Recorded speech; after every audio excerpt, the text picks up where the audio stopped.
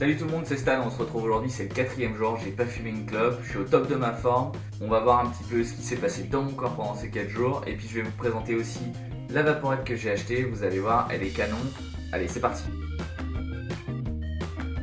Aujourd'hui je vais pas vous faire d'activité un peu spéciale, on va pas se balader, on va rester ici dans notre petit chez nous, voilà, avec une belle vue derrière sur le parc. Au bout de 4 jours, ce qui se passe dans ton corps c'est quand même assez impressionnant. Au bout de 24 heures, ton risque d'infarctus déjà il diminue, c'est quand même assez hallucinant. Ton corps lui déjà il sent grave la différence.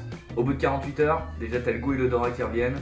L'odorat c'est assez simple, moi c'est l'odeur de tabac, mais c'est plus une odeur agréable, c'est-à-dire que quand tu fumes tu t'en rends pas compte, quand tu arrêtes de fumer effectivement tu te rends compte que l'odeur du tabac quand même ça t'agresse, un peu comme l'odeur du cigare. Moi je trouve que l'odeur du cigare c'est l'odeur qui est au-dessus de tout.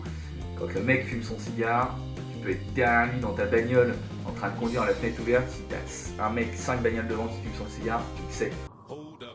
Au bout de 72 heures normalement t'es censé respirer un peu plus facilement. Alors moi j'ai pas remarqué que je respirais mieux, par contre ce que j'ai remarqué et ce qui fait quand même plutôt plaisir, c'est que le matin t'as pas la gorge sèche, tu sais, avec l'espèce de vieille toux du fumeur, et alors ça c'est un bonheur.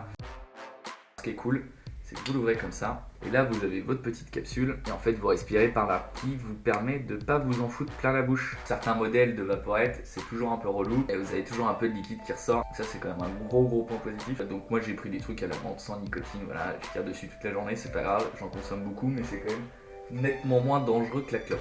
J'ai regardé un peu sur le net les quelques études qui ont été faites, il n'y en a pas eu beaucoup. Grosso modo, il y a 3 produits qui ont été retrouvés dans la vaporette, dont un en très faible quantité. Ils ont testé 10 modèles, je crois qu'il n'y en a qu'un qui est ressorti avec une très faible quantité. En fait, c'est la glycérine, vous voyez, c'est l'espèce de une partie du petit liquide qu'il y a dedans. Quand il est brûlé, ça peut former une autre substance avec un nom imprononçable, l'acroléine. Il y a aussi la formaldéhyde. L'acétaldéhyde, a priori, c'est le truc le plus badass, mais il y en a quand même beaucoup moins que dans les clopes. Donc ils ont trouvé 3 produits cancérigènes plus ou moins, voilà, on n'a pas trop de recul sur ces produits-là et tout. Tandis que dans une cigarette, c'est entre 60 et 70 produits dits cancérigènes. Clairement, demain, il y a un mec dans la rue qui te propose tout le matos pour fabriquer tes propres clopes.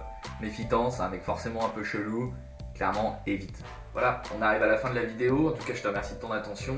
N'hésite pas à t'abonner, à liker ou à mettre un commentaire si tu as des choses à dire. Ce sera avec grand plaisir que je te répondrai. On se retrouve bientôt dans de nouvelles aventures, voir un petit peu comment tout ça évolue. Et puis je te remercie. Allez, salut mon mignon.